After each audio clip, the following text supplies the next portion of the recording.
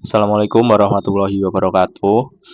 Perkenalkan, nama saya Muhammad Faisal Rasyid Rabbani dengan 3 digit NIM terakhir 325.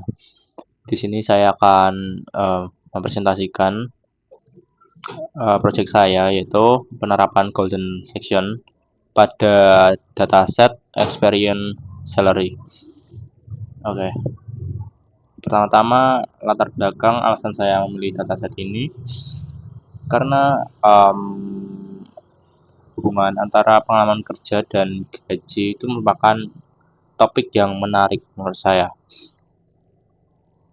Karena biasanya pengalaman kerja dianggap sebagai salah satu faktor yang mempengaruhi tingkat gaji seseorang, di mana semakin banyak pengalaman, semakin tinggi pula gaji yang diterima.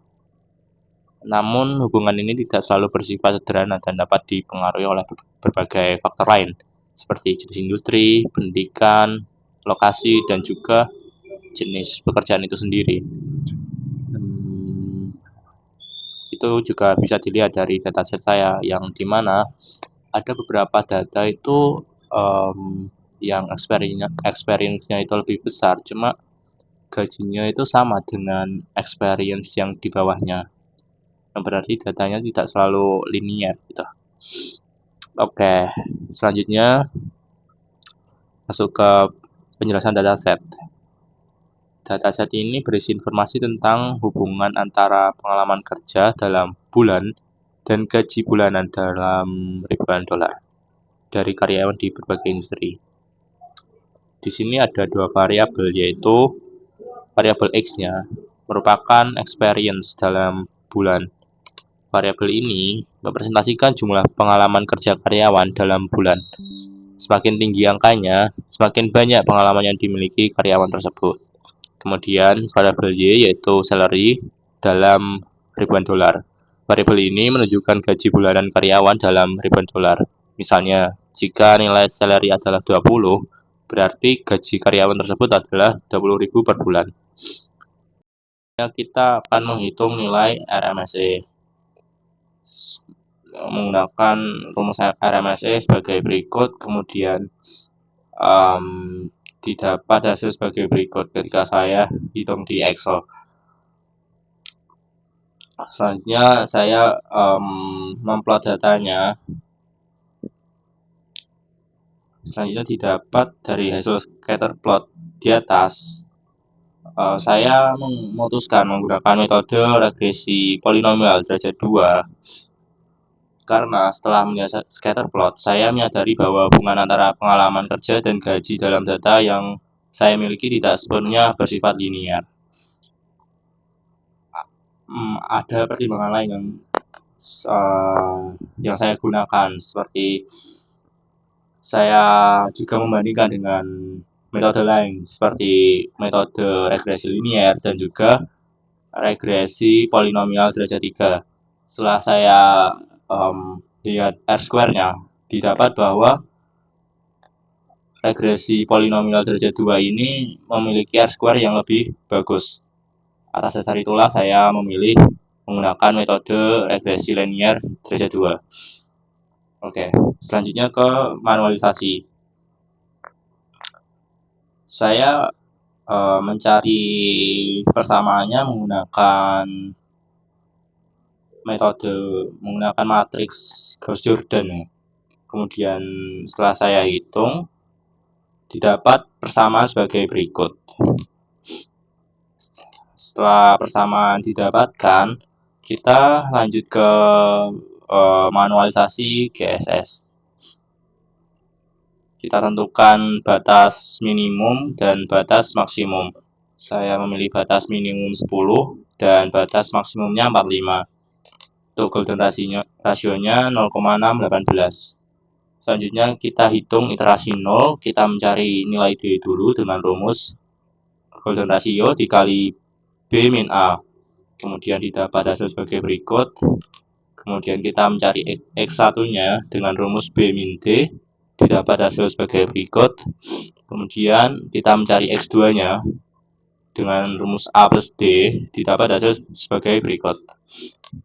Kemudian kita mencari Fx1, kita masukkan persamaannya, dan kemudian kita masukkan hasil perhitungan X1-nya ke dalam persamaan. Kemudian didapat hasil sebagai berikut. Kemudian fx2 caranya sama, kita masukkan nilai x2 ke persamaan, kemudian didapat hasil sebagai berikut. Nah, kita lihat bahwa fx1 kurang dari fx2, sehingga nilai B diubah menjadi x2 atau diperbarui menjadi x2. Kita lanjut ke iterasi 1. Nilai A tetap sama atau nilai batas awal tetap sama, kemudian nilai B-nya kita perbarui tadi dengan nilai x2 yaitu sekian. Oke, untuk cara selanjutnya itu sama, kita mencari D-nya R kali B min A, dapat hasil sebagai berikut, X1 didapat hasil sebagai berikut, X2 didapat hasil sebagai berikut, kemudian Fx1 didapat hasil sebagai berikut, Fx2 didapat hasil sebagai berikut. Kemudian kita lihat bahwa Fx1 kurang dari Fx2, kemudian kita perbarui lagi nilai B-nya menjadi nilai X2 ini. Lanjut seperti itu, lanjut sampai iterasi ke-10. Untuk nilai minimumnya itu berhenti di iterasi ke-22 saat saya menghitung manualisasinya di Excel. Berhenti di iterasi ke-22. Oke, selanjutnya ke implementasi kode.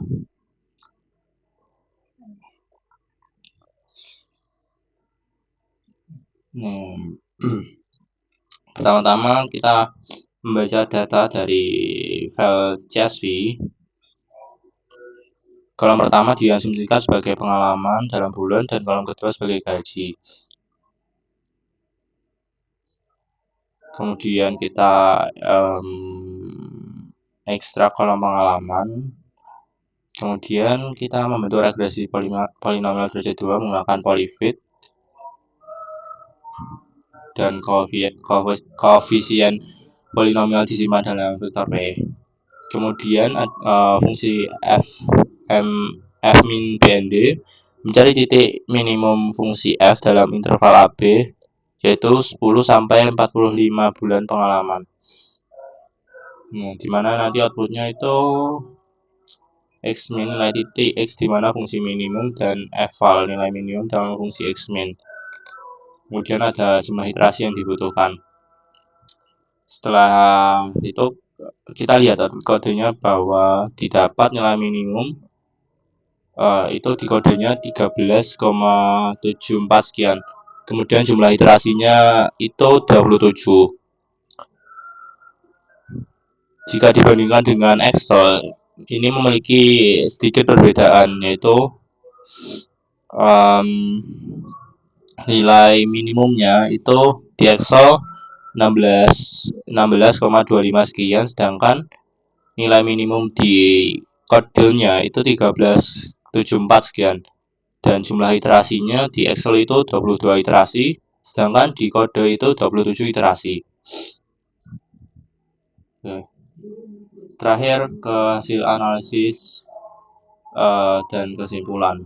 Berdasarkan hasil analisis ini, dapat disimpulkan bahwa hubungan antara pengalaman kerja dan gaji mengalami peningkatan yang tidak linear. Meskipun gaji cenderung meningkat seiring bertambahnya pengalaman kerja, terdapat titik optimal di mana peningkatan pengalaman kerja tidak memberikan kenaikan signifikan pada gaji. Metode GSS berhasil mengidentifikasi titik optimal dalam hubungan antara pengalaman kerja dan gaji. Titik minimum ditemukan pada sekitar 10,1 bulan pengalaman kerja dengan nilai gaji sekitar 16,3 ribuan dolar. Ini menunjukkan bahwa meskipun pengalaman kerja secara umum berhubungan dengan peningkatan gaji, ada titik tertentu di mana kenaikan pengalaman tidak memberikan peningkatan gaji yang signifikan. Dan setelah titik tersebut, gaji cenderung meningkat lebih cepat. Mungkin itu saja dari saya. Kurang lebihnya mohon maaf. Wassalamualaikum warahmatullahi wabarakatuh.